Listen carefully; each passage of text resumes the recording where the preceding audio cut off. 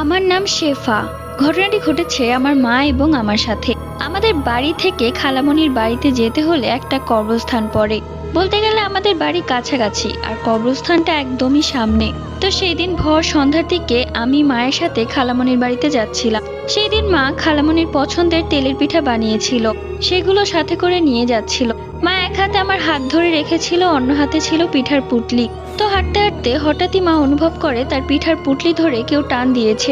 সাথে সাথে মা পিছনে ঘুরে তাকায়, তাকিয়ে দেখে একটা কালো বিড়াল। আর বিড়ালটা ছিল স্বাভাবিক বিড়াল থেকে অনেক বড়। বিড়ালটার চোখ দুটো ছিল লাল, রাগান্বিত চোখে পিঠার পুটলির দিকে তাকিয়ে আছে। আমরা দুজনই ভয় পেয়ে যাই। মা একটা বুদ্ধির কাজ করে, সেই পিঠার পুটলিটা বিড়ালের সামনে রেখে আমাকে নিয়ে সামনের দিকে দৌড়াতে থাকে। আমরা আর পেছনে ঘুরে তাকাইনি একবারও। মা বুঝে গিয়েছিল সেটা কোনো বিড়াল ছিল না। এরকম আরো ঘটনা আছে, তোমরা কমেন্ট করলে লিখে পাঠাবো।